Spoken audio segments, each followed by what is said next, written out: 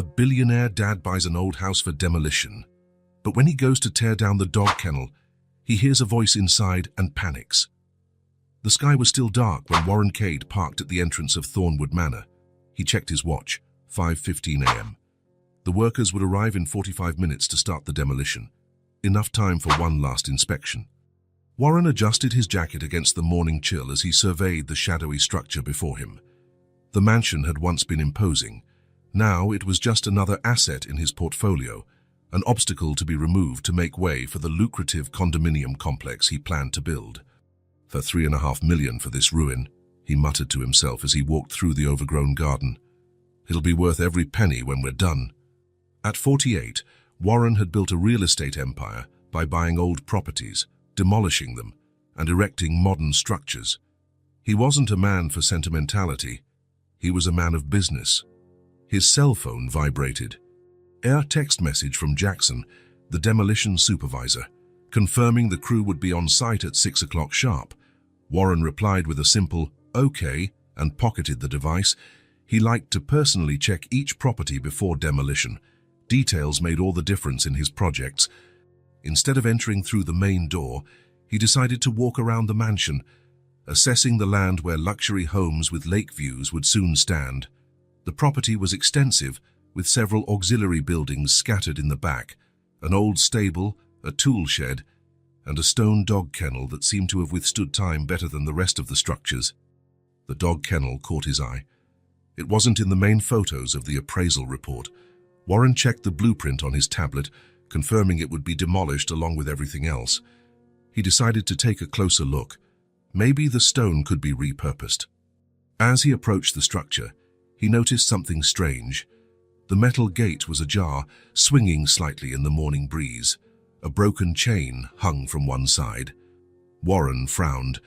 The property was supposed to have been vacant and locked up for years. The last security report from 3 days ago mentioned no signs of trespassing.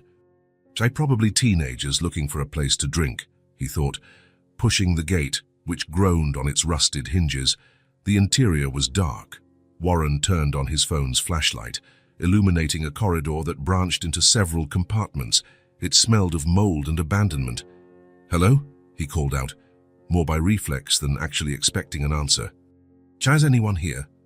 Silence was his only reply. He was about to turn back when he heard it, a soft, almost inaudible cry. Warren froze. The sound was fragile, muffled, but unmistakably human, and it didn't sound like an adult's cry. "Is anyone there?" he asked again, his voice echoing off the stone walls. The crying stopped abruptly. A shiver ran down his spine. Warren wasn't a man of irrational fears, but something about that sudden silence deeply disturbed him. "I just want to help," he said, cautiously advancing down the corridor, the beam of his flashlight cutting through the darkness ahead. That's when he heard a tiny voice, and so low he almost missed it. "Mommy." Warren's heart pounded. A child. Here. With demolition machinery arriving in less than half an hour. "Oh my God," he murmured, a sudden panic seizing him. He ran down the corridor, frantically lighting up each compartment. The demolition would begin with the auxiliary structures. This kennel would be one of the first to come down. "Where are you?" he called, no longer bothering to hide the urgency in his voice. "Please answer." In the last compartment, the beam of light finally found her, huddled against the wall. A small girl watched him with wide, frightened eyes. She couldn't have been more than 4 years old. Dark, matted hair framed a dirty face, streaked with dried tears. She wore an oversized t-shirt that served as a dress, and her bare feet were soiled and scratched. In her arms, she clutched a teddy bear as worn as herself. Warren's panic intensified. A child, a small child, was about to be buried under tons of rubble. "Hello," he said, forcing himself to soften his voice as he crouched down. "Don't be scared. I won't hurt you." The girl just stared at him, visibly trembling. Warren looked at his watch. 5:35. The workers would be arriving soon. There was no time to lose. He pulled out his phone and dialed Jackson. "Cancel everything," he ordered as soon as the supervisor answered. "What do you mean, Mr. Cade? The men are already on their way and—" "Cancel the demolition now." Warren rarely raised his voice, but the panic was evident. "There's a child in the kennel. A small child. For God's sake, cancel everything immediately." He hung up without waiting for a response and turned his attention back to the girl, who remained motionless, clutching her bear. "I need to get you out of here," he explained, trying to sound calm. "This place isn't safe. I'll take you somewhere warm, with food. Is that okay?" The girl didn't respond. Her eyes, large and scared, remained fixed on him. "Are you cold?" Warren asked, noticing her shivering. Without waiting for an answer, he took off his jacket and offered it. "This will keep you warm." To his surprise, the child didn't flinch when he approached to put the jacket over her shoulders. The fabric swallowed her whole, but she seemed to relax a little with the warmth. "Are you hungry?" he tried again. "I have chocolate in the car." At the word chocolate, something subtly changed in the girl's gaze. "Let's get out of here, okay?" Warren extended his hand hesitantly. "Can I carry you?" "It'll be faster." When she didn't protest, Warren took it as a yes. Carefully, he picked her up, surprised by how light she was. The girl didn't resist, just adjusted her bear so it was secure between them. As he exited the kennel, Warren spotted the first trucks arriving. Jackson ran towards him, his face a mask of confusion. "Mr. Cade, I cancelled everything as you ordered. But what's going—" He stopped abruptly, noticing the child in his boss's arms. My God, it's true. There really was a child in there. "She was in the last compartment," Warren explained quickly. "The demolition is suspended until further notice. I need to take her to a hospital." "But the costs of the delay, sir." "The contractual penalty." "I don't care about the costs," Warren interrupted. "A child almost died today. The costs are irrelevant." Without waiting for a reply, he hurried to his car, shielding the girl from the curious stares of the workers who were starting to gather. In the car, he seated her in the back and turned on the heater. The morning was cold, and she was still trembling despite the jacket. "Better now?" he asked, adjusting the temperature. The girl didn't answer, but her eyes watched his every move, attentive and suspicious. Warren searched the glove compartment and found a chocolate bar. He unwrapped it and offered it. "Here, it's for you." She hesitated for a long moment before reaching out her small hand and taking the chocolate. She didn't eat it immediately, just held it, as if waiting for permission. "You can eat it," Warren encouraged. "It's all yours." Only then did she take a small bite, her eyes never leaving his face.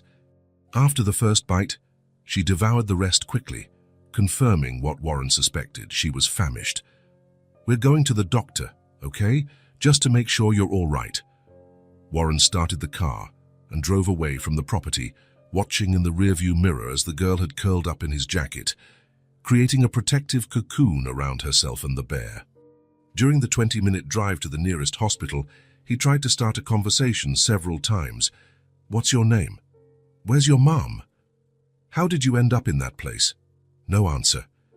The girl remained silent, as if she had forgotten how to speak, or as if she had decided not to speak anymore.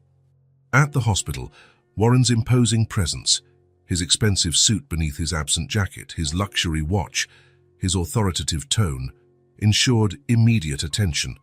A kind nurse took over the girl's care, who unexpectedly clutched Warren's hand when they tried to take her away. "It's okay," he assured, surprised by her reaction.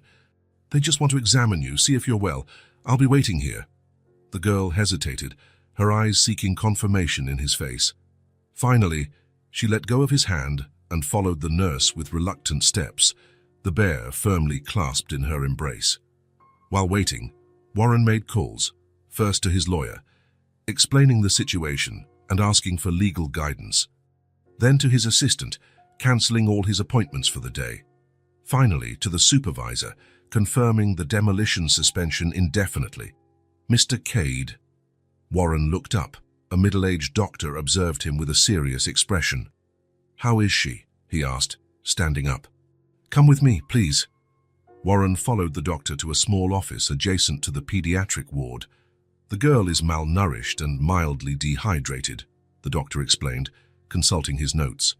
"She has some old bruises, but nothing recent or indicative of systematic abuse. I'd say she spent a few days without proper care. And why doesn't she speak? It could be trauma. Children react differently to extreme stress situations. Selective mutism is common in cases like this. She needs to feel safe first. Warren nodded, processing the information. Were you able to identify her? No. No documents. No identification. We've already notified the authorities and checked the missing children system, but so far nothing. It's as if she doesn't officially exist. Warren felt a knot in his stomach. What happens now? Well, physically she'll be fine.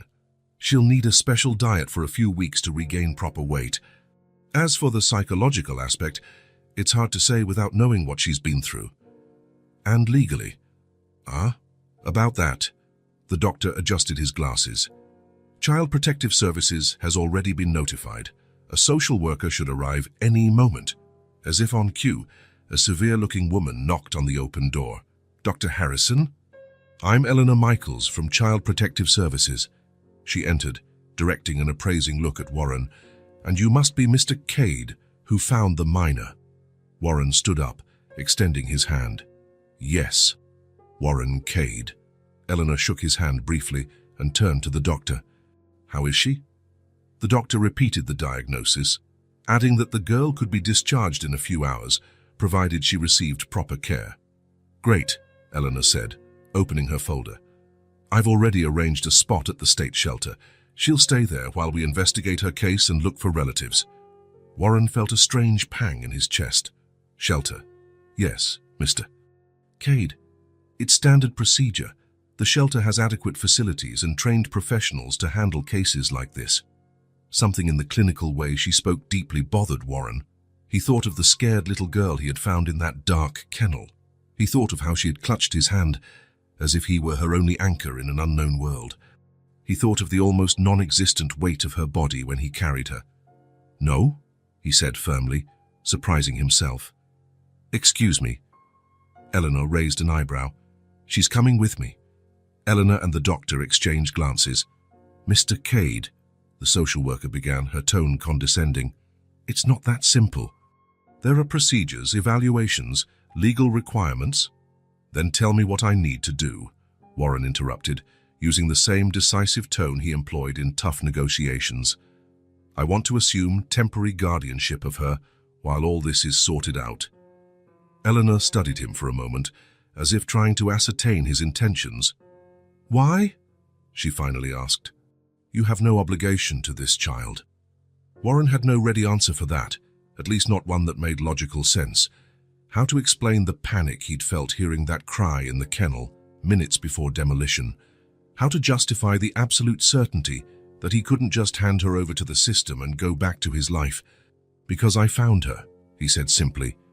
And maybe that means something. Eleanor sighed, massaging her temples. Mr. Cade, I understand your humanitarian impulse, but there are protocols to follow. We'd need to do a background check, a home inspection, character interviews, and even then the final decision rests with the judge. Do whatever it takes, Warren responded, already pulling out his phone. My lawyer will be in touch today to expedite the process. In the meantime, I see no reason why she can't stay with me instead of going to an impersonal shelter.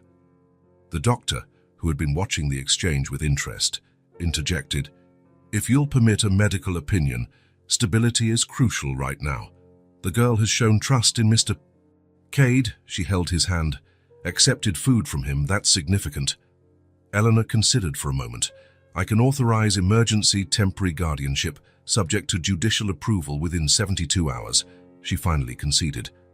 But I will need to visit your residence today, and you'll have to sign several documents assuming responsibility. No problem, Warren said, feeling an unexpected relief. When he returned to the room where the girl was, he found her sitting on the bed, already clean and wearing hospital clothes. Her bear had also been cleaned and rested in her lap. Her eyes subtly lit up when she saw him, although her face remained serious. Warren pulled up a chair and sat beside her. Hi again, he said softly. You look better.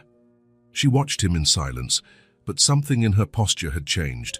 She seemed less tense, less scared. I was thinking, Warren continued, unsure how to proceed, that maybe you could come to my house for a while.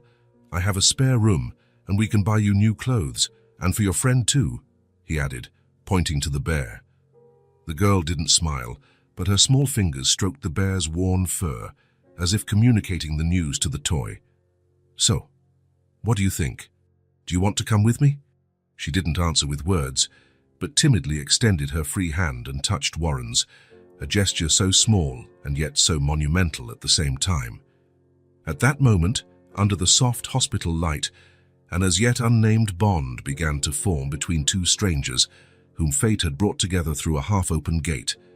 Warren Cade, the ruthless businessman who tore down the old to build the new, looked at that silent child and knew, with a certainty that defied logic, that his life would never be the same.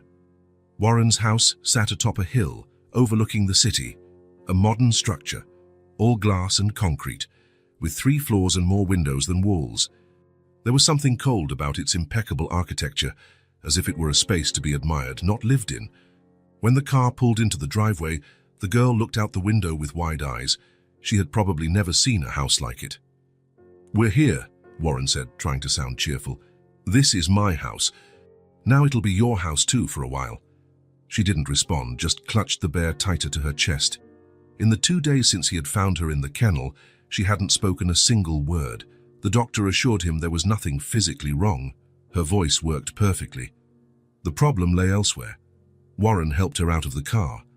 She wore new clothes, hastily bought at a department store on the way from the hospital. A simple blue dress, a light jacket, white shoes. She looked like a doll, so small and fragile. "Shall we go in? It's getting cold," Warren suggested, extending his hand. To his surprise, she accepted, intertwining her tiny fingers with his. It was a small but significant gesture.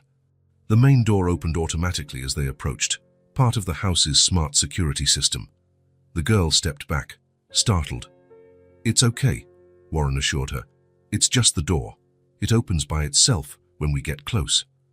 They entered the spacious foyer, with its marble floor and floating staircase leading to the upper floors. Late afternoon light streamed in through the ceiling windows, creating golden patterns on the floor. "Susan," Warren called, "we're home." Susan Finch, the housekeeper who had worked for him for 8 years, appeared from the kitchen. She was a woman in her 60s, grey hair always pulled back in a bun, with a kind but efficient demeanor. "Mr. Cade," she greeted him, and then her gaze fell on the girl. "And this must be our special guest." Warren had called Susan the day before, explaining the unusual situation. She had listened without question, one of the qualities he valued most in her. "Susan will take care of the house and prepare our meals," Warren explained to the girl. "She makes the best cookies in the world." The girl observed the housekeeper with the same attentive and suspicious gaze she directed at everything. "Hello, dear," Susan said, crouching down a bit but keeping her distance. "It's a pleasure to meet you." No response, just those large, watchful eyes. "The room is ready," Susan informed Warren. "I followed your instructions. I hope it's suitable." "I'm sure it is. Shall we go up and see?" The last part was directed at the girl, who was still clutching his hand. They ascended the stairs slowly, respecting the 4-year-old's pace. On the 2nd floor, they walked down the hallway to the last door on the right. "This will be your room," Warren announced, opening the door. "What do you think?" It was one of the guest rooms, quickly adapted for a child. The walls were a soft blue. The bed had a white canopy, and there was a small armchair in a corner. A bookshelf with some children's books and a dresser completed the furniture. Nothing too elaborate. Warren hadn't had time to hire a decorator, but it was clean, spacious, and welcoming. The girl entered hesitantly, her eyes scanning every detail of the room. She stopped in front of the window, which offered a view of the backyard. "The bathroom is here," Warren continued, showing her a door nearby. "It has everything you need inside." She turned to him, then walked to the bed and sat on the edge, the bear firm in her embrace. "Are you hungry? Susan has dinner ready." No response, just that fixed, observant gaze. "Well, I'll let you settle in. I'll be downstairs if you need anything." Warren left, closing the door partially.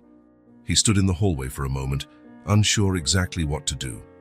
He had never lived with a child before, not even when Silas was little. As he worked so much that he was rarely home, he didn't know how to act, what to say. On the ground floor, he found Susan in the kitchen. "How is she?" the housekeeper asked, as she finished preparing dinner. "Quiet. Hasn't said a word. Give her time. Children have their own pace." Warren nodded, though he wasn't sure how long it would take for this little stranger to start trusting him, or if she ever would. They ate in silence that first night. Susan had prepared roasted chicken and potatoes, a simple dish she imagined any child would like. The girl ate little, but she ate. Warren tried to make conversation a few times, without success. After dinner, unsure what else to do, Warren took her to the living room. "Do you want to watch some cartoons?" he asked, turning on the huge flat-screen TV. The girl sat on the sofa, quiet, the bear always close. Warren navigated through the channels until he found a colorful cartoon with talking animals. He sat next to her, keeping a respectful distance. For 20 minutes, they stayed like that, in silence, watching the animated figures on the screen. Warren wasn't really paying attention, more concerned with observing the girl's reactions. She watched with moderate interest, her eyes occasionally darting to examine the room, as if she were memorizing every detail. The next day, the routine repeated. Susan arrived early and prepared breakfast. The girl ate in silence, observing everything. Warren showed her the rest of the house, his office, the reading room, the backyard. She followed him like a small shadow, silent and attentive. That afternoon, Eleanor, the social worker, made her follow-up visit. She spoke with Warren in the living room, while the girl drew at a nearby small table. She asked how they were adapting, if there were any problems. "She still doesn't speak," Warren replied. "Is that normal?" "Every child reacts differently to trauma," Eleanor explained. "The important thing is not to force it. Create a safe and predictable environment. Trust will come with time." Before leaving, Eleanor knelt beside the girl and looked at her drawing, a simple house with a small figure beside it. "That's lovely," she praised. "Is that you?" The girl didn't respond, just kept drawing. Eleanor gave Warren a meaningful look. "Patience," she whispered, before saying goodbye. Days turned into a week. A quiet routine was established. In the morning, breakfast with Susan, then a few hours in the garden when the weather permitted. The girl liked to watch the birds and butterflies. Warren, who usually spent his days on the phone closing deals, found himself working less, preferring to accompany her on her silent explorations. In the afternoon, TV, cartoons, or books. Warren discovered an online children's bookstore and ordered dozens. He would sit with her in the reading room and tell stories, unsure if she was truly listening or just tolerating his presence. At night, the bath ritual, supervised by Susan, and then bedtime. Warren began reading stories to her to sleep, even without receiving any feedback. Sometimes, when he finished, he would watch her for a few minutes before leaving. There was something mesmerizing about her small presence, as if she had created her own gravitational field that he couldn't resist. The house, once so silent and orderly, began to show signs of a child's presence. Drawings stuck to the refrigerator door. Toys, few but well chosen, scattered around the living room. The occasional sound of cartoons. The clinking of her plate being carried to the sink after meals. Warren found himself buying more things for her. Clothes, books, a finger painting kit that Susan reluctantly approved, as long as it was only used at the kitchen table. He didn't know if he was trying to buy the girl's affection or just compensate for everything she probably never had. On the 10th day, Warren was in his office, reviewing some documents, when he noticed the silence. The girl was in the next room, where he had left her drawing. He heard no sound. Concerned, he got up and went to check. He found her standing in front of the photo shelf, one of the few personal items displayed in the austere house. She was staring fixedly at one particular photograph. Warren approached slowly. "That's my son," he explained, pointing to the photo she was looking at. A young man of about 20, smiling reservedly at the camera. "Silas, he lives far away. He's studying." The girl touched the frame with delicate fingers, then looked at Warren as if comparing their faces. "Yes, "He looks like me," Warren confirmed, smiling slightly. "He has my eyes." It was the closest they had come to a real conversation so far. Afterwards, they returned to the comfortable silence they had established. She, drawing. He working, but always aware of her presence. That night, Warren received an email from his lawyer.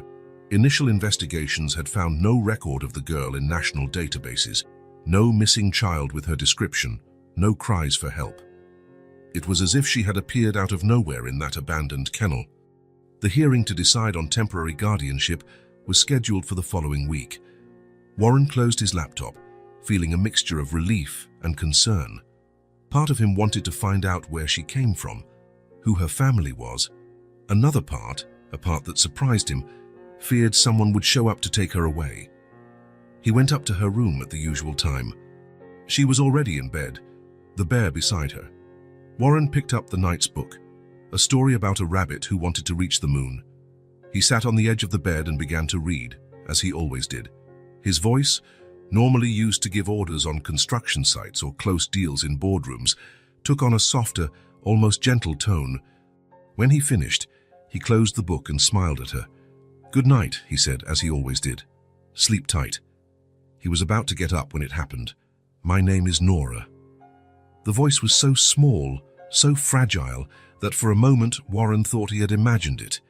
He looked at her, his eyes wide with surprise. "What?" he asked, almost breathless. "Nora," she repeated, a little louder this time. "My name is Nora." Warren felt something inside him shatter and rebuild at the same instant. A lump formed in his throat.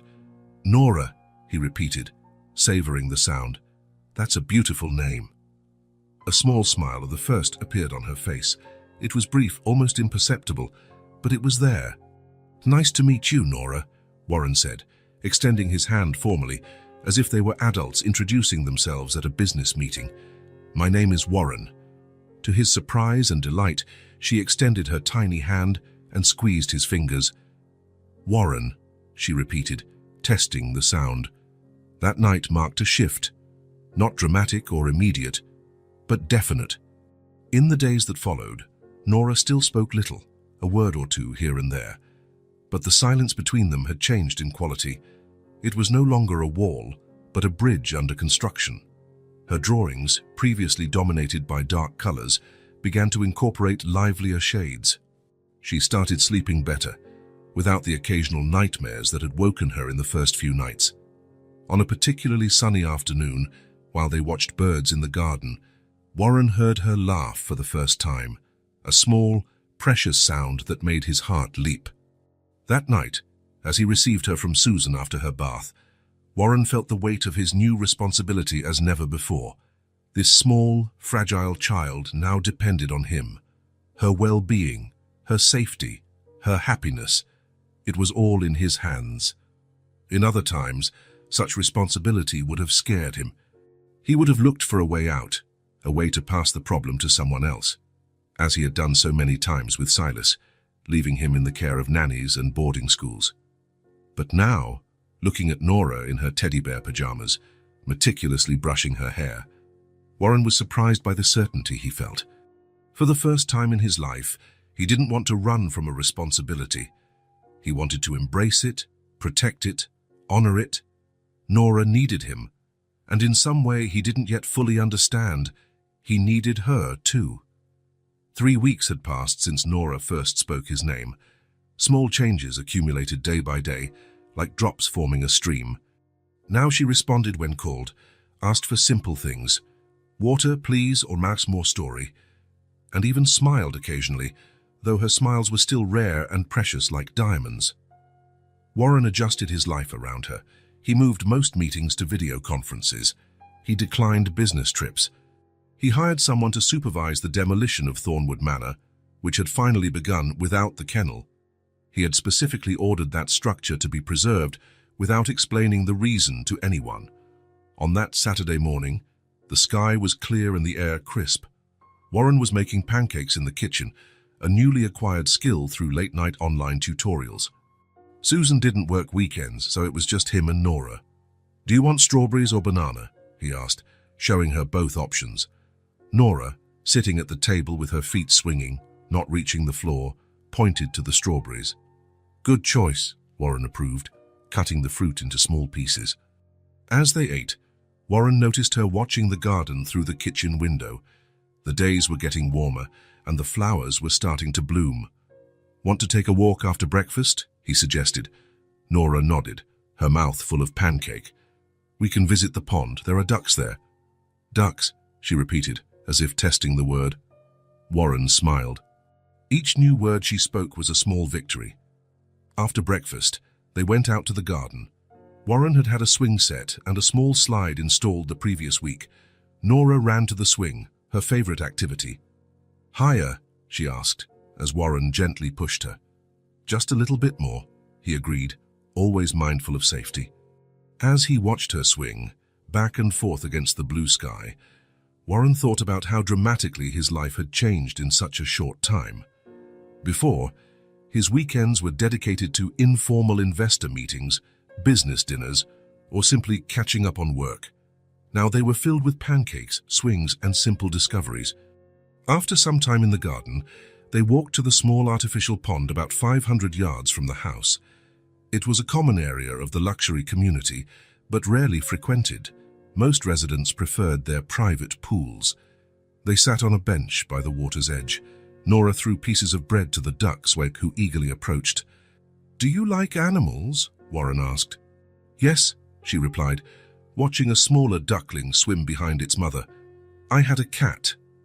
Warren froze. It was the first time she had mentioned anything about her past. "You did?" he asked softly, trying not to show too much surprise. "What was he like?" "Orange," Nora said, still looking at the ducks. "His name was Sunny." "Sunny? What a beautiful name for an orange cat." "Mommy chose it." Warren's heart raced. He wanted to ask more, to know everything, but he feared pushing her and making her close up again. He chose to wait, letting her continue if she wished. After a long silence, during which Nora finished feeding the ducks, she looked at Warren. "So Mommy's in heaven now."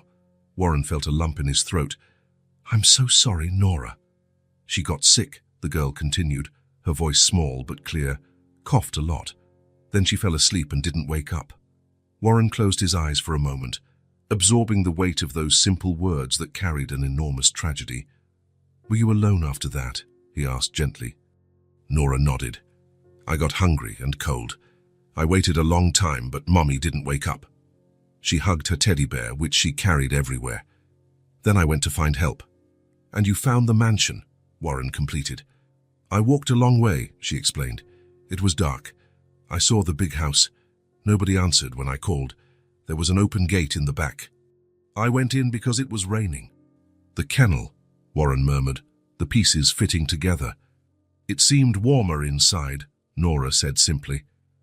"I stayed there waiting for someone to show up." And someone did show up, Warren thought. By pure chance, or perhaps not so coincidental. He had been there that specific morning, moments before the demolition. If he had arrived minutes later, or if he had ignored the crying. "How long were you there, Nora?" She shrugged. "Many days. I drank rainwater. I found some things to eat in the trash." She looked at the teddy bear. "But Fred was with me." "Fred," Warren repeated, looking at the worn bear. "That's a good name." "Mommy gave him to me," Nora explained. "She said Fred would protect me when she couldn't." Warren felt his eyes sting. He cleared his throat, trying to push away the emotion. "And he did protect you," he agreed. "Fred did a great job." They sat in silence for a few minutes, watching the ducks swim. Then Nora asked something that caught Warren by surprise. "Are you going to leave too?" The question hit him like a punch. Her voice didn't tremble, but her eyes revealed a deep, real fear. Warren knelt in front of her, so they could look at each other at the same level. "No, Nora, I'm not leaving." "Promise." "I promise." Warren held her small hands in his. "You'll never be alone again." Something changed in her face. A tension Warren hadn't even realized existed seemed to ease. Nora didn't smile, didn't cry, just nodded, as if accepting an important agreement. Back at the house, after lunch, Nora went down for a nap. She still needed them, especially after emotionally intense mornings. Warren went to his office, his mind filled with the morning's revelations. A sick mother who died, a 4-year-old child alone, wandering until she found shelter, days in the abandoned kennel, drinking rainwater. It was a miracle Nora had survived. Sitting at his desk, he looked at Silas's photo that he kept there. His son was now 23 and studying architecture on the East Coast, thousands of miles away. They hadn't seen each other in person for almost 2 years. Warren picked up the phone, considering calling him. What excuse would he give for the sudden call? "Hello, son. I've temporarily adopted a little girl, and it made me realize how much of an absent father I was to you." He put the phone back on the desk and opened his laptop. Maybe an email would be better. Easier to choose the right words without the awkward silence on the other end of the line. He started typing. "Silas, I hope your studies are going well. I know it's been a long time since we really talked. The truth is, something unexpected happened that changed my perspective on a lot of things. I found a child." Warren stopped, reread what he had written, and deleted everything. He started again. "Son, I've been thinking about you a lot lately, about how I let work consume so much of my time that I barely saw you grow up. I wanted to say I'm sorry, that I deeply regret it, that I wish I had been a better father." He sighed and deleted it again. The words seemed empty, insufficient to express what he truly felt. A third attempt. "Silas, remember when you were 5 and broke your arm falling out of that tree in the old backyard? I was in an important meeting and didn't go to the hospital right away. When I finally got there, you already had your cast on, sedated by the pain medication. Your mother didn't speak to me for days. That was just one of many important moments I missed in your life. I chose work countless times over you, convinced I was building a future for our family. But what kind of future is that where father and son are practically strangers?" Warren stopped, feeling a lump in his throat. It was true. All of it. He had been an absent father, always too busy, always with important things to resolve. The divorce, when Silas was 12, only worsened the situation. Alternate weekends quickly turned into monthly visits, then occasional holiday meetings. Now suddenly, with Nora, he was discovering another way to live. He woke up early to prepare her breakfast. He cancelled meetings to take her to the doctor. He spent hours in the garden, just watching her play. He did everything he had never done for Silas. He reread what he had written. He added one last line. "I'd like to see you. There's someone very special I want you to meet." His finger hovered over the send button for several seconds. So many things he wanted to say, so many lost years to recover, but the fear of rejection, of indifference, was too great. Warren saved the message as a draft and closed his laptop. He wasn't ready. The words seemed inadequate, the timing wrong. Maybe tomorrow or the day after, when he was sure of what he really wanted to say. That afternoon, when Nora woke from her nap, Warren took her to buy art supplies, colored pencils, paints, large sheets of paper. She chose everything with meticulous care, examining each color as if it were a vital decision. Back at the house, they set up a space in the living room for her to draw. Warren pushed the coffee table aside and spread a protective canvas on the floor. "What are you going to draw?" he asked, as he organized the materials. "Our family," Nora replied, picking up a blue pencil. Warren froze. "Our family?" "Yes," she confirmed, as if it were obvious. "You face me and Fred." Warren felt something warm expand in his chest. He watched in silence as Nora drew 3 figures, a large one, him, a small one, her, and an even smaller one, Fred, the bear. All 3 holding hands under a bright yellow sun. "It's beautiful, Nora. Can we put it on the fridge?" she asked, holding up the drawing for him to see better. "Absolutely," Warren agreed. "It's the perfect place for it." As he fastened the drawing to the refrigerator with colorful magnets, Warren thought again of Silas. How he had never hung up his drawings when he was little. They went straight into a folder his first wife kept, and which probably still existed in some box in her attic. That night, after putting Nora to bed and reading her usual story, Warren returned to his office. He opened his laptop and found the draft of the message to Silas. He reread the words, feeling the weight of each one. His finger moved to the send button, hovered for a moment, and then he closed the email without sending it. He still wasn't ready. The wounds were too deep, the chasm between them too great to be crossed with simple typed words. Perhaps, Warren thought, he needed to fix things with Nora first. Prove to himself that he could be the kind of father a child deserved. Then, when he was sure, he would try to rebuild the bridge with Silas. Closing his laptop, Warren walked to Nora's room to check on her one last time before retiring, a new habit he had developed. He opened the door silently. She slept peacefully, Fred firmly embraced. Her face was relaxed, at peace. Warren felt a wave of protectiveness so intense it almost unbalanced him. "Fike, you'll never be alone again," he whispered, repeating the promise made earlier. Never again. And in his heart, he knew it was a promise he intended to keep, no matter what. Days turned into weeks, and weeks into 2 months. The house on the hill, once so silent and orderly, now had its own soundtrack. Small footsteps running down the hall, occasional laughter, a child's voice humming invented songs while playing with her few, but precious toys. Nora had found her voice. It was more than just words now. They were complete sentences, curious questions, surprising comments that showed how her mind absorbed the world around her. Sometimes, when she thought she was alone, she would sing softly to Fred, her inseparable bear. Warren had overheard her once, standing silently in the hallway, enchanted by the improvised melody about a teddy bear protecting a girl from all monsters.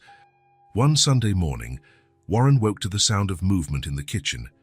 He found Nora standing on a stool, trying to reach the cereal box on the shelf. "Good morning," he said, yawning. "Need some help?" "I don't want cereal," she replied, stepping carefully down from the stool. "I want pancakes, with strawberries and honey." Warren smiled. Pancakes had become her favorite breakfast since he had learned to make them without burning them. In his first attempts, he had produced blackened discs that looked more like carbonized frisbees. Now, after much practice and some secret online tutorials, his pancakes were perfectly golden and fluffy. "Pancakes it is," he agreed, opening the fridge to get the ingredients. "Thou want to help me?" Nora nodded, climbing back onto the stool. Together they mixed the batter, Warren guiding her small hands as she held the wooden spoon, as focused as if performing a delicate operation. "When it's ready, it bubbles," Nora explained, watching the frying pan intently. "Then you flip it. But you can't wait too long or it burns." "Exactly," Warren confirmed, impressed by her memory. "You're paying attention." "I want to learn everything," she declared, with the seriousness only a 4-year-old can have when talking about pancakes. "When I grow up, I'm going to make pancakes for you." The simplicity of the promise touched Warren more deeply than any $1 million contract ever could. As they ate, Warren observed how Nora had changed since she arrived.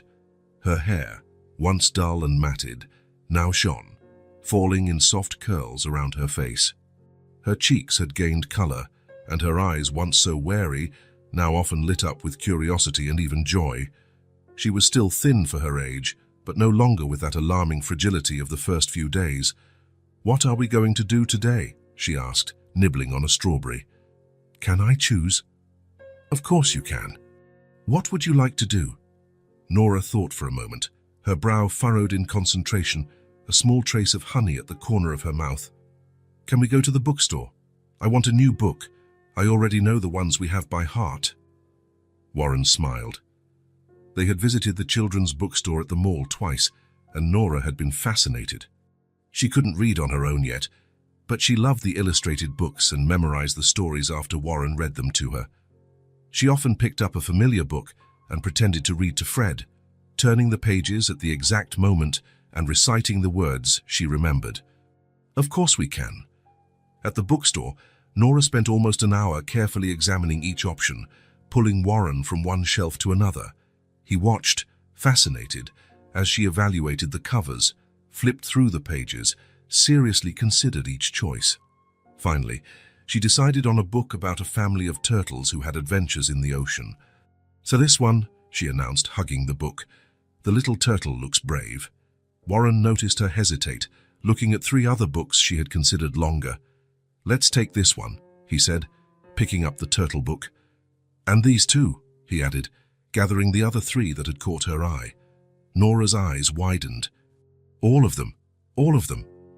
"You didn't need to get so many," she said, as they walked back to the car, hugging the bag of books.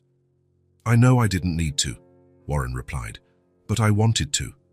That afternoon, sitting in the living room, Warren read all 4 books, one after another. Nora never tired of listening, sitting beside him on the sofa, occasionally pointing to the illustrations and asking questions. "Why's the little fish sad here?" "Because he got lost from his family. But then he finds them again." "Yes, at the end of the story he finds them." "That's good," Nora sighed, relaxing against Warren's arm. "Nobody should be lost." Warren felt a pang in his chest. Behind the simple words, he knew she was thinking of her own story. When they got to the 3rd book, about a rabbit who couldn't sleep, a particularly comical scene made Nora let out a crystal-clear laugh. Warren joined her, and soon they were both laughing together, she pointing to the illustration of the rabbit in upside-down pajamas, and he exaggerating the character's voice. It was the first time they had laughed like that, in complete abandon. Warren realized, to his surprise, that he couldn't remember the last time he had laughed that way. Certainly not since Silas was little, and even then such moments had been rare. Later, after dinner, while Nora drew at the kitchen table, Warren's phone rang. It was Peter Lawson, the private investigator he had hired to look into Nora's past. "Mr. Cade, I have the final results of the investigation." Warren walked to his office, closing the door softly. "I'm listening. We did everything you asked, but we found absolutely nothing. We checked birth records in all states, social service data, police reports on missing children in the last 6 months. We expanded the search to Canada and Mexico too. No child matching her description. It's as if she doesn't officially exist." Warren looked out the window, watching the sun begin to set, painting the sky in shades of orange. "And what about the mother? Any young woman who recently died under the circumstances the girl described?" "Also negative, sir. We checked death records, medical reports on cases of pneumonia or fatal respiratory diseases involving young women with children. No matches. Based on what the girl said, we suspect the mother may have lived off the grid. Perhaps an undocumented immigrant, perhaps someone fleeing a complicated situation. Impossible to say without more information." Warren sighed. Part of him hoped to find some distant family, someone who could fill in the gaps in Nora's story. Another part, a part that surprised him, felt relieved that there was no one with legal rights to her. "Thank you, Peter. Send me the full report." As he hung up, Warren sat in silence for a few minutes. The reality was clear now. Nora truly had no one. No family looking for her, no distant relatives, no previous home to return to, only him. He returned to the kitchen, where Nora had abandoned her drawing and was now playing with a doll Susan had given her. "The doll is sick," she explained seriously when Warren approached. "I'm giving her medicine and vegetable soup, just like you did when I had a cough." Warren smiled, remembering the small cold Nora had had 2 weeks ago and how worried he had been, calling the pediatrician in the middle of the night. "You'll be a great doctor someday."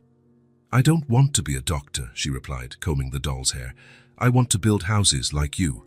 Warren laughed, genuinely surprised. "Always like me? Yes. Susan said you build beautiful houses for people to live in.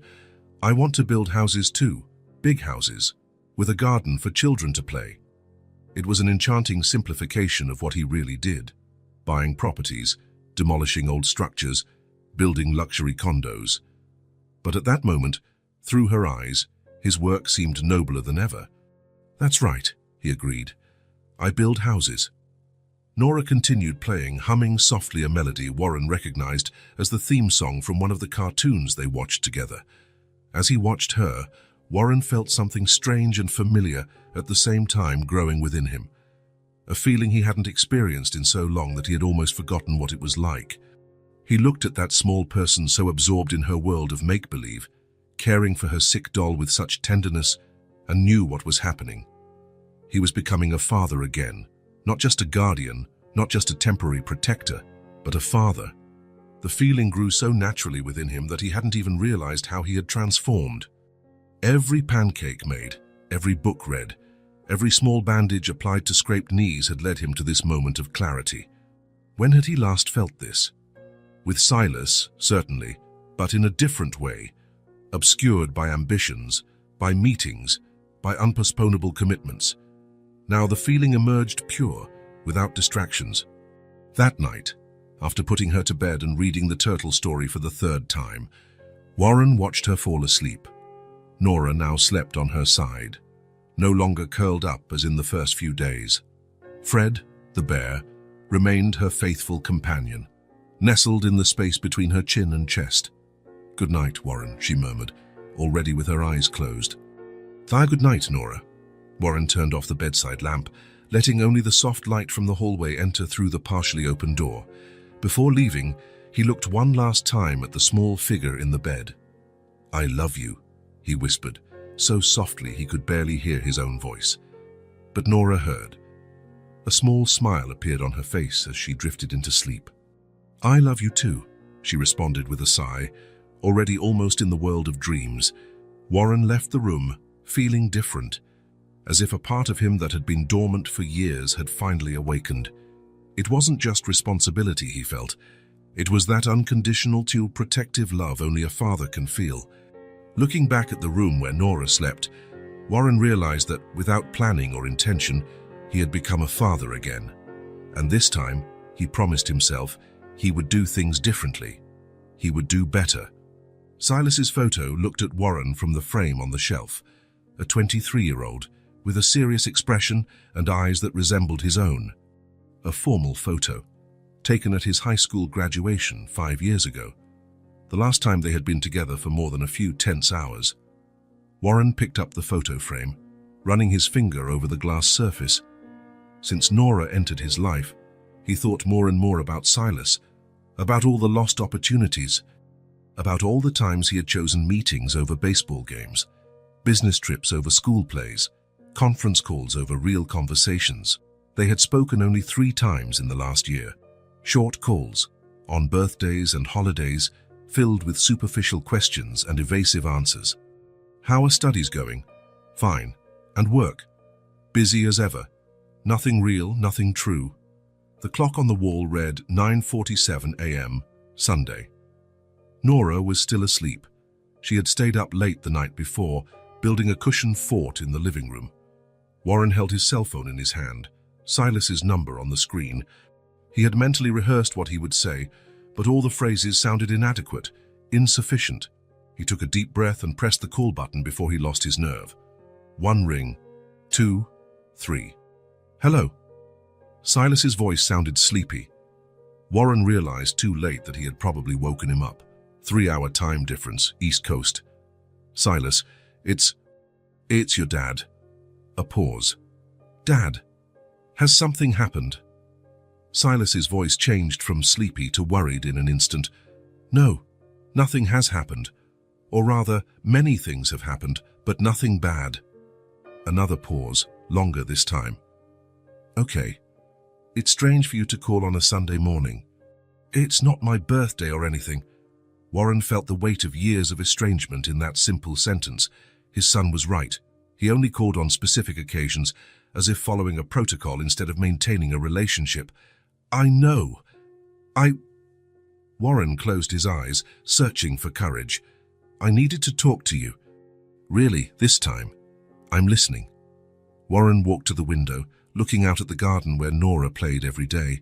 The words he had rehearsed vanished. Only the truth remained. "I haven't been a good father," he finally said, his voice more shaky than he intended. "I'm sorry." "I truly am." He took a deep breath before adding, "And I miss you." The silence on the other end of the line seemed to last an eternity. Warren could only hear his own breathing and, faintly, the sound of a city waking up, probably the noise coming from Silas's apartment window. "I think I've been waiting for that sentence forever." Silas's response held no anger or bitterness, just a raw honesty that hurt more than any accusation could. I know, Warren replied, and I regret taking so long. What changed? Silas asked. Why now? Warren hadn't planned to tell him about Nora over the phone. He wanted to do it in person, see Silas's reaction, explain everything from the beginning. But something in his son's direct question demanded immediate honesty. Something unexpected happened, something that changed my perspective on a lot of things. Warren hesitated, especially about being a father. Did you meet someone? Silas's question had a cautious tone, as if he feared his father was about to announce a new marriage or relationship. It's not that. Warren almost smiled at the misunderstanding. It's complicated to explain over the phone. There's something important I want to show you. Something you need to see in person. Another silence, briefer this time. Are you in good health? The concern was palpable in Silas's voice. I'm great, son. It's nothing like that. Warren hesitated. It's a good thing. At least, I think it is. He heard Silas sigh on the other end. You're not going to give me any hints. Warren thought of Nora, probably still asleep, clutching her inseparable teddy bear, of how she had transformed his house and his life in just a few months, of how he wanted Silas to meet her. I'd prefer you see for yourself. It's important to me. There was a brief silence, as if Silas was pondering. Our classes end in 2 weeks, he finally said. I can come home after final exams. Home. The word hung between them. Silas still called his father's residence home, even after years of living away. Something in Warren warmed at that.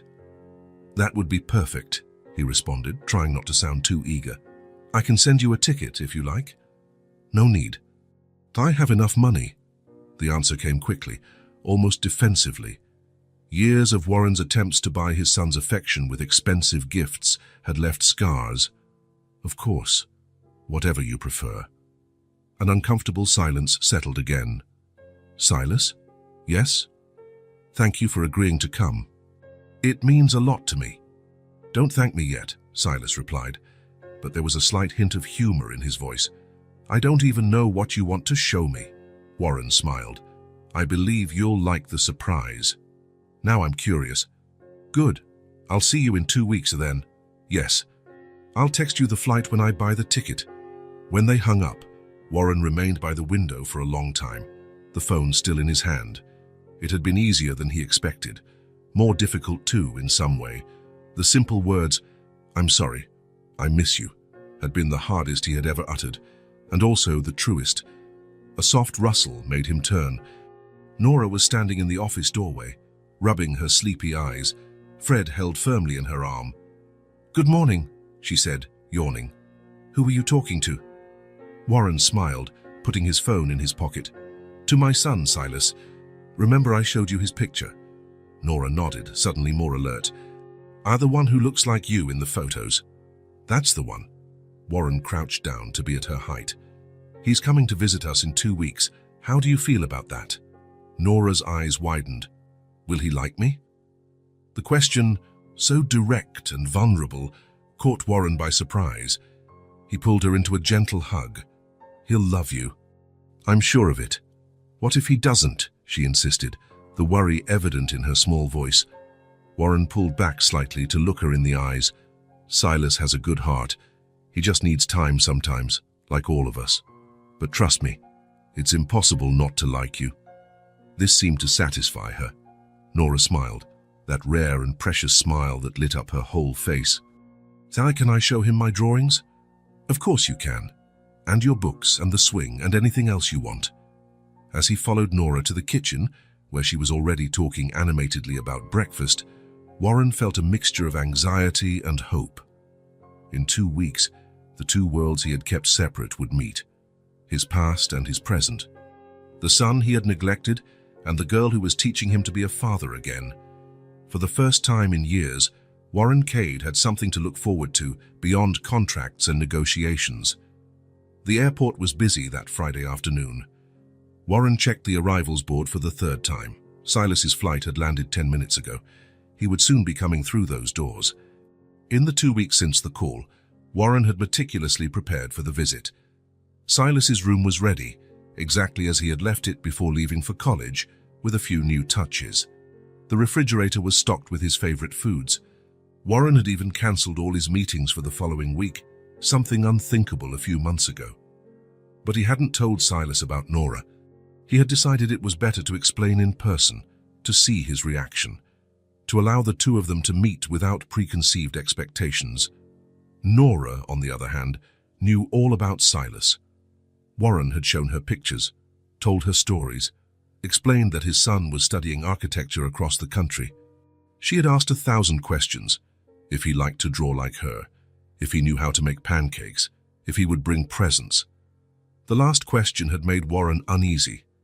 Silas didn't know about Nora. How would he bring presents?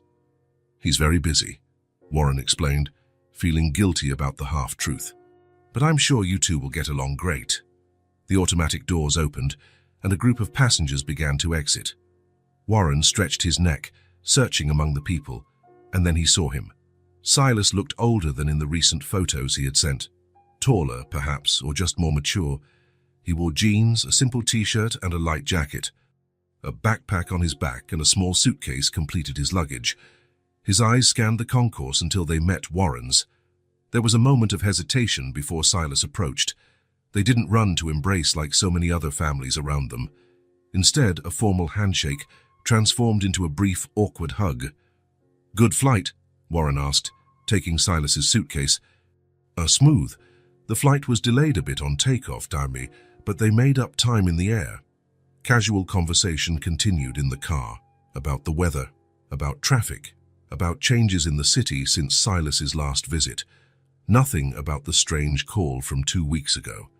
Nothing about the high surprise Warren had mentioned. As they entered the road leading to the community where Warren lived, Silas finally brought up the subject. "So, Dad, are you going to tell me what this important thing you wanted to show me is?" Warren gripped the steering wheel tighter. "When we get home, it's better if you see it for yourself." Silas frowned but didn't press. As they entered the house, they were met by silence. Warren had asked Susan to take Nora to buy art supplies. He wanted time to explain everything to Silas before their first meeting. "Nothing's changed around here," Silas commented, looking around the impeccably decorated living room. Warren smiled slightly. If he only knew. "Son, let's put your things in your room and then we can talk." They were going up the stairs when they heard the front door open and a child's voice echo through the foyer. "We're home. Look, Warren, I chose blue and green and yellow paint and—" Nora's voice rapidly approached, followed by the sound of small footsteps running down the hall and then up the stairs. Before Warren could react, she appeared at the top, her face lit up with excitement, a bag of art supplies in her hand.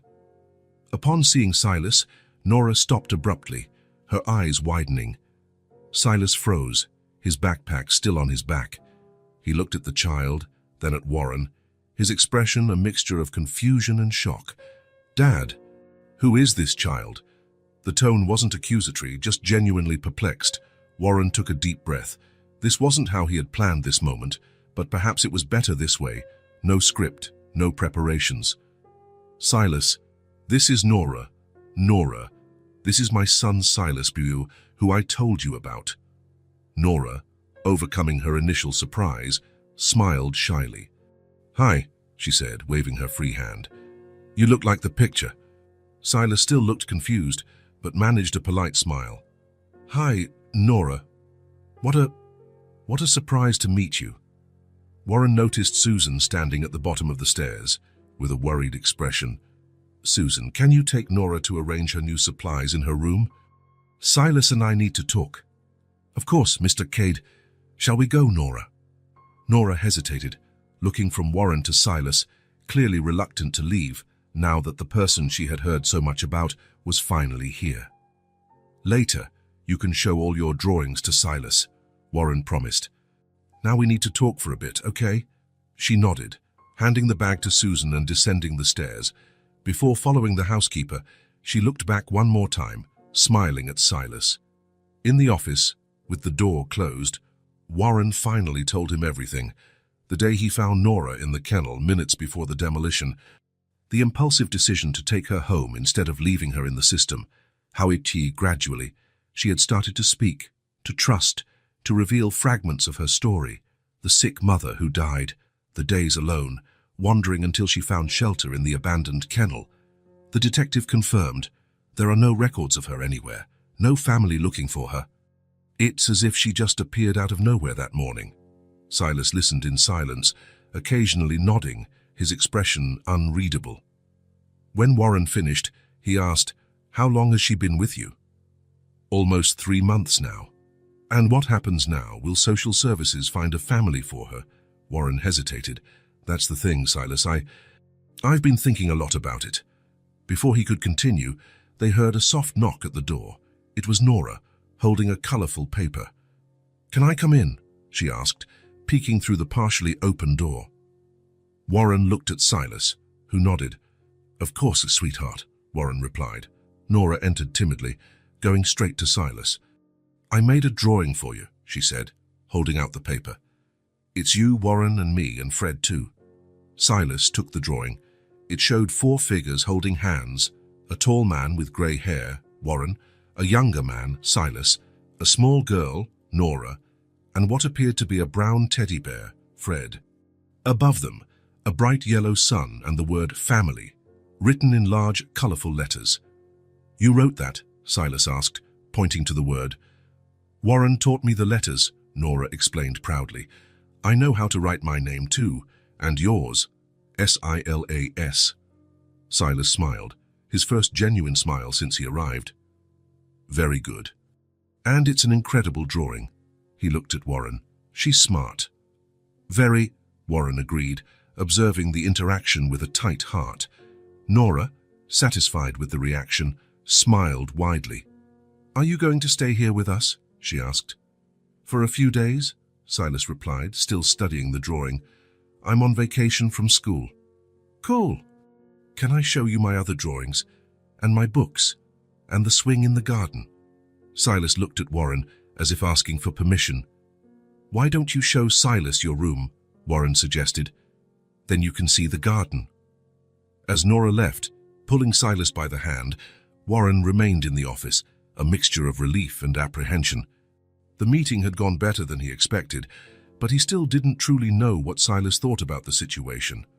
Hours later, with Nora already in bed after insisting that Silas read her bedtime story, the 2 men sat on the porch with 2 beers. The silence between them was heavy with unasked questions. "She's amazing," Silas finally said, breaking the silence. "Oh, so smart and so resilient," Warren nodded. "I never thought this would happen," he admitted, "that I'd get so attached to someone in such a short time." "You've changed," Silas observed. "You're different with her."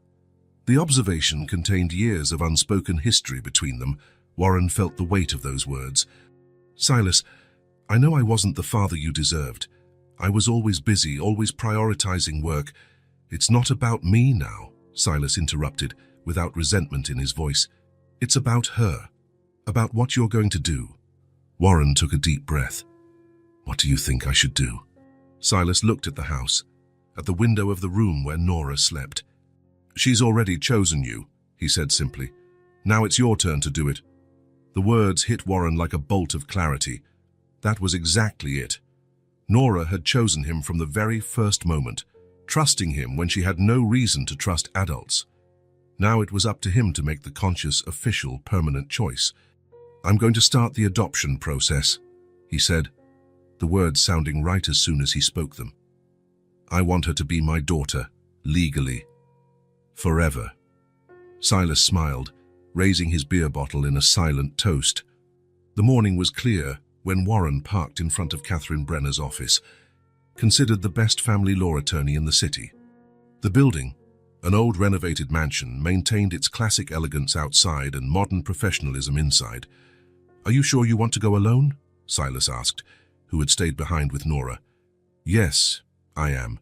I need to understand all the details first," Warren replied. "Then I'll bring Nora to meet Catherine." Now sitting in the leather chair before the middle-aged lawyer, Warren felt a mixture of determination and anxiety that he didn't experience even in the biggest deals of his career. "So," Catherine said, after hearing the whole story, "you want to adopt Nora permanently?" "Yes. I've had temporary guardianship for almost 3 months now. I want to make it official, permanent. Catherine nodded, making some notes. From what you tell me, we have a solid case. No identified relatives. You've already established a significant bond. The social worker's reports are favorable. She looked at Warren over her glasses. But I need to be clear about all legal aspects, including potential obstacles. Warren shifted in his chair. What obstacles? The main one is the possibility, however remote, that a relative of Nora's might appear during the process. Catherine shuffled through her notes. According to your private investigation, there are no official records of her. This is unusual, but not impossible in cases of undocumented immigrant mothers or people living off the grid. And if someone appears, the lawyer took a deep breath. It depends on who it is and the circumstances. A close relative, father, grandparents, aunts, uncles, could claim guardianship. The system generally prioritizes biological ties, especially in cases of young children. Warren felt a pang in his chest. Even if she's safe and well with me, even if she doesn't want to go. The law considers the child's best interest, but there's a presumption that being with biological family is generally that best interest. Catherine softened her tone. I'm not saying it will happen, just that we need to be prepared for that possibility. Warren was silent for a moment, absorbing the impact of those words. The idea of losing Nora to someone who had never been present, who had never protected her when she needed it most, was unbearable. What are the real chances of that happening? Honestly, low. 3 months have already passed without anyone looking for her. The investigation found nothing, but the court will require a period of searching for relatives and publishing notices before finalizing the adoption. It's standard protocol. Warren ran a hand through his hair. How long does the whole process take? Under normal circumstances, 6 months to a year. But I can request acceleration, considering the time she's already been with you, and the fact that there are no other adoption candidates. When Warren left the office, he carried a folder full of forms to fill out and a new concern weighing on his shoulders. The possibility, however remote, of losing Nora was like a shadow hanging over his determination. At home, he found Nora and Silas in the garden. She was showing him how she could swing by herself without being pushed. Look, Warren, look how high I go. Warren forced a smile, hiding his concern. Amazing, Nora. You're almost flying. During dinner, Warren remained quiet, answering Nora's questions with short sentences, his mind elsewhere. When it was time to put her to bed, she surprised him with a question. Are you sad with me? The question caught him off guard. Of course not. Why would you think that? You're different. You didn't smile today. You didn't tell a funny story at bath time. Warren sat on the edge of the bed, touched by her perception. I'm not sad with you, Nora. I never could be. I'm just thinking about grown-up things. Boring things. Yes, very boring things. He genuinely smiled for the first time that night. But nothing for you to worry about. Nora didn't seem convinced, but she accepted the explanation. Warren read her usual story, gave her a goodnight kiss and left, leaving the door ajar. In the hallway, he found Silas waiting. How was it with the lawyer? Warren motioned for him to follow him to the office, where they could talk without Nora hearing. The process seems straightforward, he explained, pouring 2 glasses of whiskey, but there are potential complications. Silas listened intently, as Warren explained everything Catherine had said. When he finished, his son was silent for a moment. I understand your concern, he finally said, but the chances really seem small. Even small, they exist. What if someone appears out of nowhere, claiming rights over her? Someone who never cared, who didn't even look for her when she needed it most. Warren took a long gulp. Sir, the idea makes me sick. Maybe you should keep it in perspective and not let fear dominate your actions, Silas suggested. Nora needs you to be stable. Warren nodded, thoughtfully. You're right, I need to stay calm for her. But in the weeks that followed, even after Silas returned to college, Warren couldn't completely shake off the worry. The adoption process moved forward. Forms were filled out, interviews conducted, home visits performed. Each step brought the adoption closer, but also kept alive the possibility of complications. Nora, sensitive as she was, noticed the change. She started asking more frequently if Warren loved her, if she would stay forever. She began having occasional nightmares again, waking up crying in the middle of the night. "She's picking up on your anxiety," Susan explained after a particularly difficult night when Nora had woken up 3 times calling for Warren. Children are like emotional sponges. Warren blamed himself. His worry was affecting Nora, making her regress. He tried to hide his feelings better, to feign a confidence he didn't fully feel, but she seemed to see through the facade. One night, while talking to Silas on the phone, Warren vented his frustration. "I'm messing everything up. She was doing so well, so confident. Now she's anxious again, insecure. And it's all my fault." "It's not your fault to be worried," Silas replied. "It's natural, you love her, but it's affecting her. Then be honest, explain it, in a way she understands. Children notice when we're hiding something. Maybe the uncertainty is worse than the truth." Warren thought about the advice for several days. Finally, on a quiet afternoon while they colored together at the kitchen table, he decided to follow Silas's suggestion. "Nora," he began, choosing his words carefully, "remember when I told you I was thinking about grown-up things?" She nodded, without looking up from her drawing. "I'm trying to do something very important. I'm trying to make you officially my daughter. Forever." This captured her attention. Her eyes met his, filled with hope and fear at the same time. "Forever, really?" "Really? With papers and everything? It's called adoption. Like in the books, when the child gets a new family." Warren smiled. They had read a children's book about adoption together, part of the preparation suggested by the social worker. "Exactly like that. But sometimes it takes time, and sometimes there are complications. Complications. Difficulties. Things we need to sort out first." Warren took a deep breath. "And that makes me a little worried sometimes. That's why I've been different." Nora was silent, absorbing the information.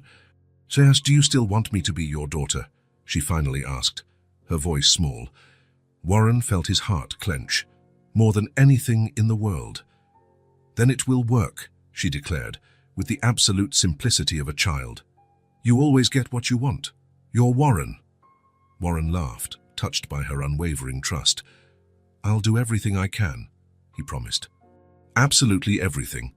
That night, Warren received a call from Silas. "How is she?" "Better. We talked today, like you suggested." "And did it help?" "I think so. She seems calmer." "Me too, actually." There was a pause on the other end of the line. "I've been thinking," Silas finally said, "now that you know what it's like to be a father, don't give up." Not because of fear. The simplicity of the phrase hit Warren deeply. "I won't give up," he assured. "I promise I'll do everything in my power to protect her. I know you will, and for that, I'm proud of you." Silas's words echoed in Warren's mind in the following months. The adoption process moved with the speed of careful bureaucracy, slow but continuous. Catherine worked miracles, accelerating what she could, but there were still inevitable procedures. The notices were published. No one appeared. Background checks were completed. Impeccable. The social workers' reports were finalized, extraordinarily positive. Finally, 6 months after the process began, came the day of the final hearing. Warren bought Nora a new blue dress, her favorite color. Silas flew in to be present. Even Susan closed the house to accompany them. The courtroom was imposing, with its dark wood panels and high ceiling. Nora clutched Warren's hand tightly, impressed by the environment. Silas walked beside them, occasionally smiling at Nora when she looked at him, seeking reassurance. When they entered the courtroom, Catherine was already waiting for them. Judge Porter, a man in his 60s with a serious but not stern expression, presided over the session. The hearing began with formalities. Catherine presented the case, highlighting the most relevant points. The social worker confirmed her favorable recommendations. Warren answered some basic questions about his financial situation, his home, his plans for Nora's education. Finally, the judge looked directly at Warren. "Mr. Cade, I am satisfied with the technical aspects of this case. All requirements have been met, all checks performed. But adopting a child is not like acquiring property or closing a business deal." The judge adjusted his glasses. "I am looking at a man who built a career buying and tearing down the old to build the new, who spent decades focused on business, not relationships. I have to ask, are you fully aware of what you are taking on? Of the permanent responsibility involved in raising a child? The room fell silent. Warren felt the weight of all eyes. He looked at Nora, sitting beside him, small in the oversized chair, watching him with those eyes that had seen so much in so little time. "Your Honor," he began, his voice firmer than he expected, "when I found Nora in that abandoned kennel, I thought I was saving her. I only realized later that she saved me." Warren paused, choosing his words carefully. "She gave me back something I didn't even know I had lost. My heart." The judge didn't react immediately, studying Warren as if looking for signs of insincerity. "I spent my life building buildings and accumulating money," Warren continued. "I believed that was success. Nora taught me that a laugh is worth more than $1 million contract. That reading the same story for the 10th time is more important than any meeting. That being present, truly present, is the greatest gift we can give someone." He glanced at Silas briefly. "A lesson I learned too late with my son, but one I will not waste with her." Warren took a deep breath before concluding, "I am fully aware of what I am taking on. And more than that, I desire this responsibility with all my being." The judge observed Warren for a long moment, then looked at Nora. "And you, young lady, do you want Mr. Cade to be your father?" Nora nodded vigorously. "Yes, he makes the best pancakes." A wave of soft laughter rippled through the room. Even the judge smiled. "Well, that certainly is an important qualification." He looked back at the documents in front of him, then raised his eyes. "Having reviewed all the facts and circumstances of this case, and considering the best interest of the child, this court grants the full adoption of Nora by Warren Cade, with all rights and responsibilities inherent in the father-daughter relationship." A gavel strike sealed the decision. For a moment, Warren stood motionless, almost disbelieving. Then he felt Nora's small arms wrap around his neck as she jumped into his lap. "Are we family now? Really and forever?" she asked, her eyes shining. "Yes, Nora," Warren replied, hugging her without fear of showing emotion. "Really and forever." Silas approached, placing a hand on his father's shoulder. "Congratulations, you two." Nora extended an arm, including Silas in the hug. After a moment of surprise, he leaned in, completing the family circle. As they left the courtroom, Nora in Warren's arms, her blue dress contrasting with his dark suit, Catherine smiled. "You make a beautiful family." Warren looked at Nora, then at Silas walking beside them. The word family had never held so much meaning. Nora, the girl found in an abandoned kennel, was no longer alone, and Warren, the man who had spent his life building walls instead of bridges, would never again be empty. 6 months had passed since the official adoption. Spring had arrived, painting Warren's garden with vibrant green hues and colorful flowers. The house windows, once always closed, now remained open during the day, allowing the gentle breeze to circulate through the rooms. It was a quiet Saturday. Warren, who would have spent the weekend reviewing contracts, was now in the backyard, wrestling with poles and tarps. "Cass, are you sure you don't want to read the instructions?" Nora asked, sitting on the grass, observing her father's efforts with a mixture of amusement and concern. Warren smiled, adjusting his glasses that insisted on sliding down his nose as he leaned over the half-erected tent. "Instructions are for those who don't know how to improvise," he replied, trying to fit a pole into the wrong spot for the 3rd time. "But you're doing everything wrong," Nora laughed, pointing at the crooked structure. Warren feigned indignation. "Young lady, I've built skyscrapers. I think I can put together a simple camping tent." Skyscrapers had instructions, Nora observed, with the ruthless logic of her almost 5 years. She stood up, picking up the crumpled manual Warren had discarded. "Look, it says here the blue part goes first." Warren accepted defeat with a dramatic sigh. "Very well, Architect Nora. Show me how it's done." Together, following the instructions she read, in reality interpreting the drawings with surprising accuracy, they began to assemble the tent correctly. Nora's small hands held the stakes while Warren secured the poles. "This is going to be so cool," she commented, excited. "Are we going to sleep right here, with the stars?" "That's the plan. Our first camping night. "Can Fred come too?" she asked, referring to her inseparable teddy bear. Of course, Fred is part of the family. They were so focused on the task that they didn't notice the car parking. Only when they heard the garden gate open did they look up. "Looks like I arrived just in time," Silas observed, carrying a tray with glasses and a large pitcher. "I brought reinforcements for the campers." "Silas!" Nora ran to him, hugging his legs. "You came?" "I promised, didn't I?" He smiled, affectionately ruffling her hair. "Wouldn't miss the big campout for anything." Warren watched his son approach. Silas visited more frequently now, one weekend a month when possible.